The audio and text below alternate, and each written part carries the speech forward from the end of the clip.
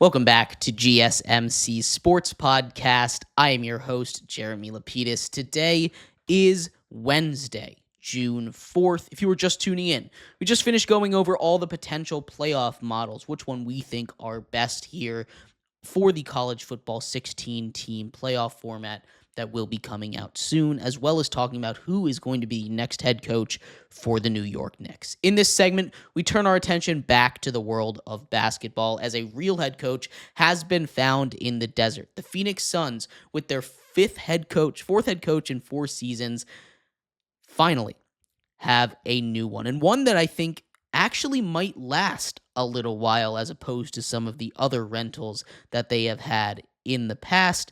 Jordon, the new head coach of the Phoenix Suns. We'll talk about him in just a second. But before we do, remember, if you would like to be an even bigger part of the show than you already are, all you need to do is go to gsmcpodcast.net.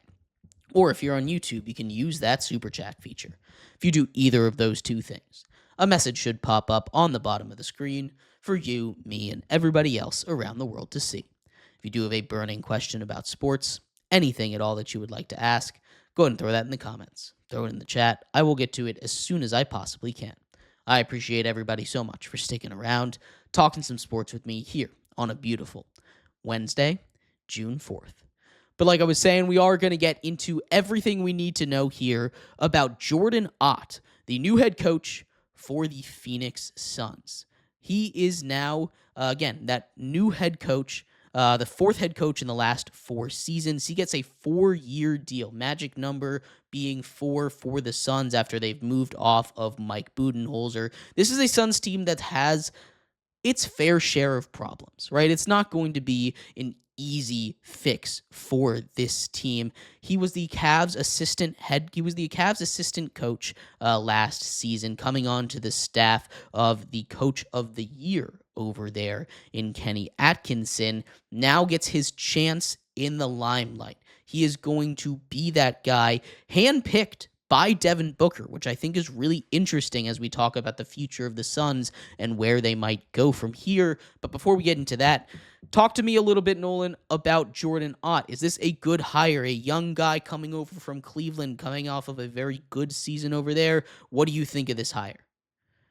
Yeah, I mean, he's 40 years old. He's not the youngest guy in the world, but he has experience. He just came off, like you said, 64-win season with the Cavaliers, the best record in the Eastern Conference. And from the past, coaches from Cleveland that have moved on, a lot of success. Obviously, the main guy, JB Bickerstaff, leaves Cleveland, goes to Detroit, absolutely dominates. 44 wins, playoffs. I mean, first time in the playoffs for about 6 years at that point. I mean, granted, he was the head coach, but still, I mean, he was basically an interim. He was like a backup head coach. He was very well rounded. He was allowed.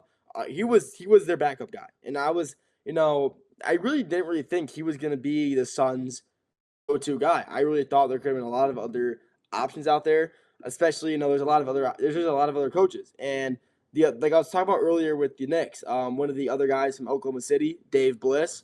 He's kind of one of the guys I kind of would have saw coming. The Suns aren't a very defensive heavy team, but Dave Bliss is. I think he could have came over, and the Suns are a great offensive team. They don't need any more offense. They need defense, and he would have definitely helped build up that defensive scheme. But Otto Ott break. I mean, obviously he's in Cleveland. I didn't really know the guy much until the news broke today. I don't really know. I don't go deep into NBA assistant coaches, and that's not my forte. But I think it's definitely a good pickup for the Suns. A young guy. Hopefully, he can kind of go in there, bring some energy, bring some sparks. Because if you watch the last 10 games of the Suns, like at least I guess followed along, you would see they basically gave up. Obviously, all their starters are resting, their backups in, and they weren't even trying. It's just a really bad spot right there in Phoenix. And this Ott can definitely come in, definitely hopefully bring some energy to this franchise that desperately needs it, and can maybe bring them back out of a slump that they're currently in. Going 36-46, missing the playoffs. But hopefully he can come in, bring some energy, bring something positive to this organization. They can hopefully get them out of the gutter and maybe make it to the playoffs once again. One thing that I want to focus on with Ott being hired there is the fact that Devin Booker was a part of that search. There were a lot of trade rumors around a lot of these star players for the Suns. Of course, it's all but a done deal that Kevin Durant is going to be out with the cap numbers that the Suns are dealing with, as well as with just the situation that they're in. Bradley Beal said he's open to moving during the summer. He wasn't really open to moving in the middle of the season, and that's something to watch as well with his massive contract, although I doubt there's going to be too many suitors for a guy like him after how he has been playing recently. You keep Devin Booker, though, because he has decided and he has been a part of this head coaching search. There are also rumors around him. I heard a lot of rumors about him potentially being traded to a team like the Pistons, being moved off of as the franchise guy, which I thought was going to be a mistake. You can't really just get rid of everything if you're the Suns, but you do have to hit that reset button at least a little bit. And bringing a guy like Ott, a guy that is focused on that offensive side, has a little bit of effect on the defense, kind of fits that Suns vibe a lot, how that team is built. But with the fire sale that's kind of going to come out of this Phoenix Suns team, moving off of Kevin Durant, kind of resetting that franchise, resetting it once again around a guy like Devin Booker as opposed to around KD, extending their championship window, I should say, is going to be a huge part of it. I like this move a lot, but it does kind of say a lot about where the Suns go in the future from here. And it does confirm that Devin Booker is going to be a part of that future plan, which I think is super interesting. Yeah, I mean, there is no confirmation. I feel like you can. This is something that definitely happened. They're definitely not going to get rid of him. But I feel like I've heard stories before of guys coming to help the head coach position, and then they get traded the season later or like this next offseason. I feel like I've heard stories like that before. I doubt it though. I mean, Booker's been there for so long. I mean, there's just no way he leaves. There's no way to get rid of him. I think he'll end up retiring a Sun. There's no way he doesn't. But this Suns team has a lot of potential. They're still even with the record they had this year, they still have a solid roster. Obviously Devin Booker, one of the best guards in the NBA still. Obviously, you had KD. If he manages to end up staying in Phoenix, I'll be so surprised if they somehow manage to figure something out, which I don't believe will happen. I think he's gone. Kevin Durant, he's honestly wouldn't be surprised if he ends up in Dallas somehow in Dallas. Who knows? But I mean, that's something would happen too.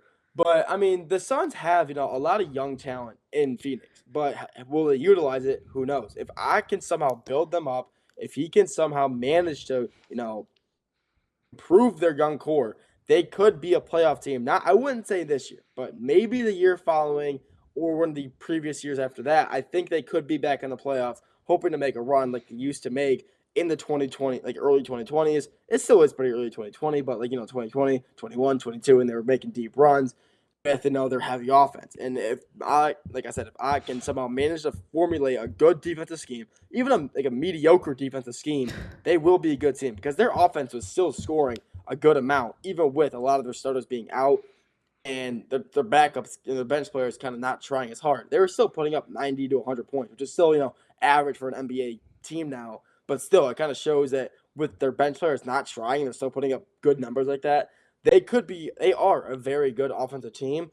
It's just a matter of can they build a good defense, a mediocre defense, to hopefully get them past the hump and into the playoffs once again, which I think could possibly definitely happen if I can build it up right.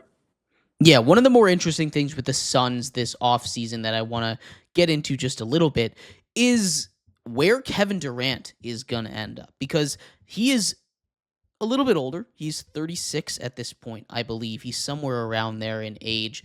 This is a guy that is undoubtedly still a top 10 player in the NBA, probably. He is someone that can definitely help a team win. And I've seen a lot of win now teams out there that could go out and get him. He's going to have a lot of serious interest in him on that trade market. A team that we talked about a little bit that kind of has to go all in this season that I think would be a really interesting spot for him.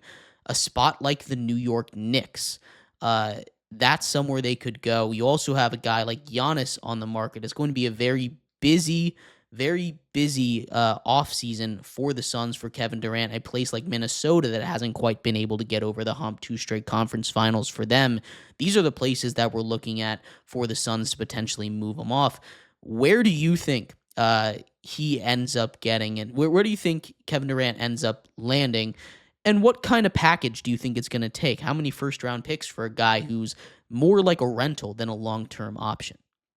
Yeah, I mean, like you said, he's 36. At this point, you're getting him for 1, 2 years, maybe 3 years. I mean, you're not signing him for a 5-year, $200 million contract. You're getting him for 3 years, 60 million. You're getting he's still a great player. He's gonna want a lot, but he's just age. The age is a big factor. Even though he's still playing, like you said, I think a top 10 player in the NBA, averaging 25 still. I mean, he's still a phenomenal playmaker. But where he's gonna go, yeah, New York would be a very interesting spot.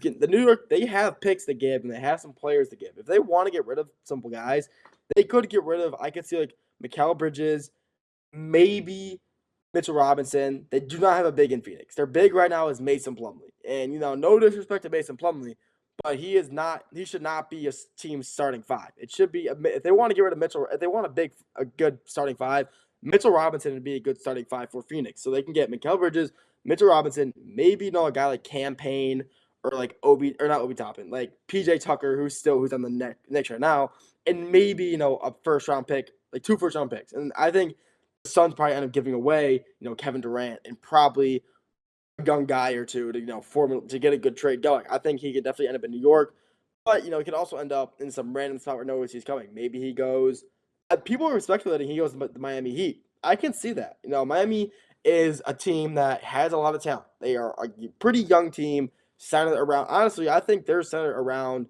Adebayo. I think he is obviously the best player.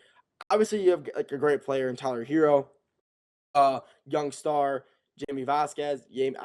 I can't say his last name for the life of me, but Jamie Vasquez, I believe that's how you say it. But I mean, Hawkins. how is it? Yeah. How do you say it? Sorry. Hawkins. Vasquez? Yeah, I was never close. Yeah, I've never been close to that in my life.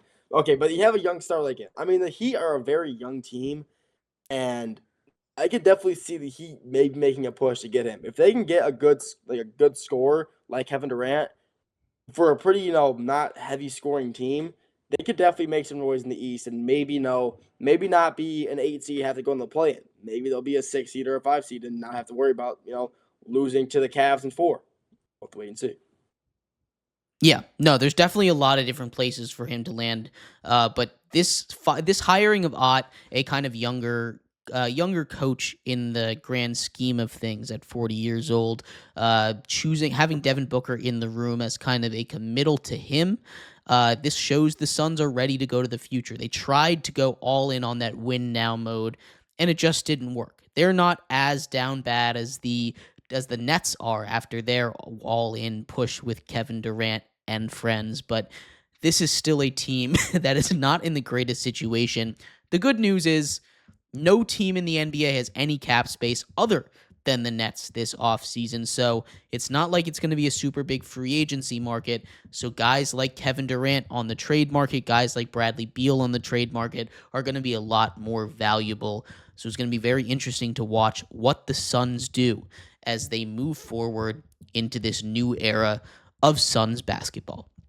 But we're going to take a quick break. I'd love to hear your thoughts on what you guys think about this Ott hiring. When we come back, we're going to turn our attention over to the NFL. The NFL has a lot of rumors going on, of course, some potential trades with some star tight ends, as well as where some guys that have already asked for trades, some corners like Jair Alexander and Jalen Ramsey might end up. That's coming up next here on the GSMC Sports Podcast.